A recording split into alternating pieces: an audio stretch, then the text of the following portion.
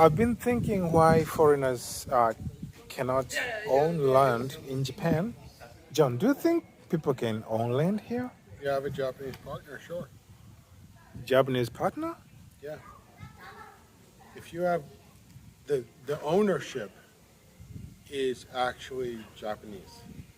So maybe financially you own the land, Yeah. but if you divorce financially, business-wise, Yeah. legally from that Japanese partner, Yeah.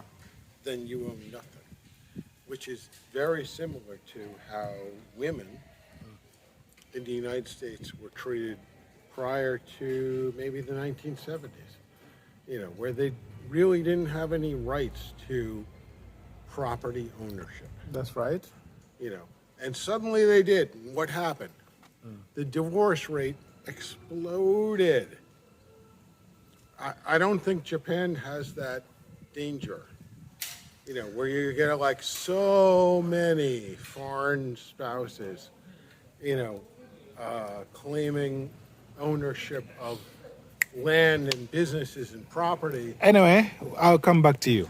So, like in Japan, I'm told that many buildings, big buildings in Tokyo, maybe in Osaka, they are owned by Chinese. So, because I have a Chinese friend here, let's hear his opinion about that. What do you think, my friend? Just let me say it again. So I haven't heard any specific laws or policies that a foreigner cannot own any lands in Japan. So I think I know some of my Chinese friends. They really owned some lands in Japan here, but I don't know how does it work. But I think a foreigner can own lands in Japan. So that's my opinion. I was told that in China, the land is a government property. Is that true? That is true, yes.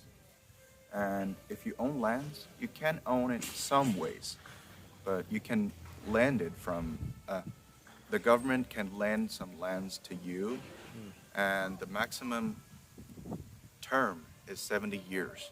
And after 70 years, it's back to the government. So, Okay, my friend John, does that work in America? If you own it, you own it in the United States. I can't say that that system is bad. I really think that any government needs to protect its own citizens and their interests.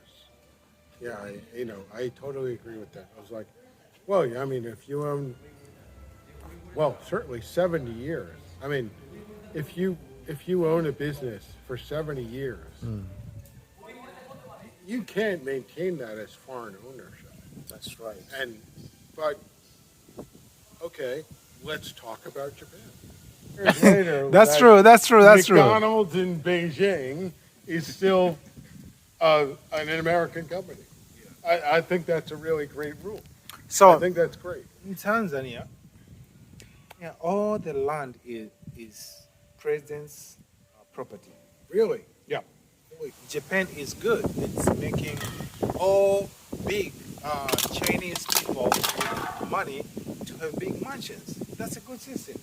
Don't you think so? effective system. Effective, right? Yeah. So, Property is actual things that you put on land. yeah. The land itself, you can never own. Never. And here's the basic principle to simplify it. If this shopping center right here Yeah. is destroyed, and an asteroid hit it, whatever, and the land is still here. The land is still here. You didn't destroy the earth.